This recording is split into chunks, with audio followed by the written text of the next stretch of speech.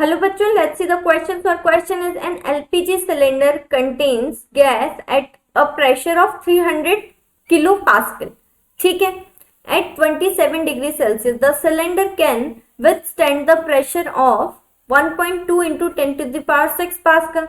The room in which the cylinder is kept catches fire. The minimum temperature at which the bursting of cylinder will take place is. तो ये यहाँ पर हमें निकालना है कि यहाँ पर जो टेम्परेचर होगा वो कितना डिग्री सेल्सियस होगा जहाँ पे temperature at which the bursting of cylinder will take place. ठीक है. अब देखो यहाँ पर हमें दिया गया है, प्रेशर दिया गया है यानी कि P1 दिया गया है. ठीक है. टेम्परेचर दिया गया है, P2 दिया गया है एंड इसका टेम्परेचर नहीं दिया गया है जो कि हमें निकालना है. ओके. तो अब देखो अगर हम बात करें, यहाँ पर हमें दिया गया है सबसे पहले P1. ठीक है. वो है हमारे पास 300 किलो पास्कल. ठीक है. अब अगर हम इसको पास्कल में से कन्वर्ट करते हैं तो हम क्या करें, 10 टू द पावर 3 से इंटू कर देंगे तो 300 into 10 to the power 3 pascal. Okay. अब देखो यहाँ पर जो हमें दिया गया है 27 डिग्री सेल्सियस, तो पहले इस सेल्सियस को हमें कन्वर्ट करना पड़ेगा किसमें, हमें अगर हम कन्वर्ट करते हैं इसको केल्विन में तो देखो यहाँ पर आ जाएगा हमारे पास T1.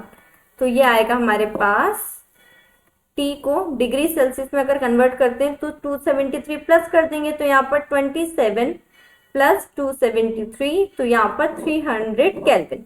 ओके.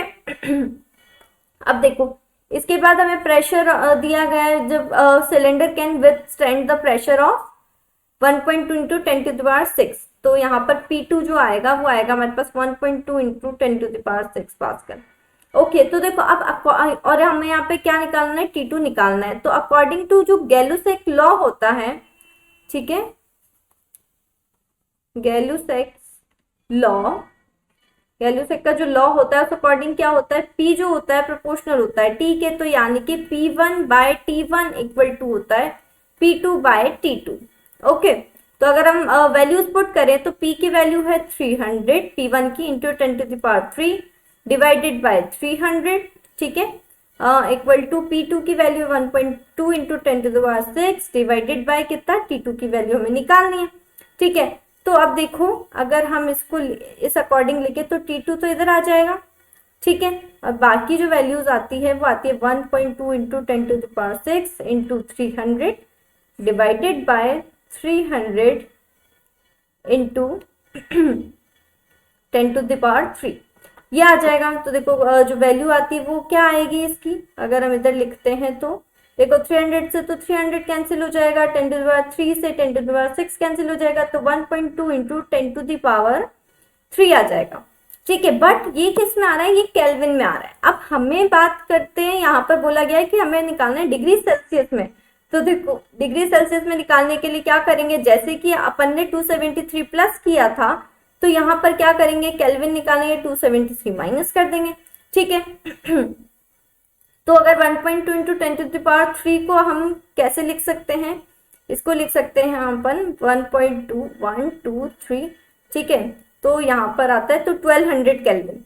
ठीक है. तो यहाँ पर अगर हम यहाँ पर बात करें, हमें किस में निकालना है, डिग्री सेल्सियस में.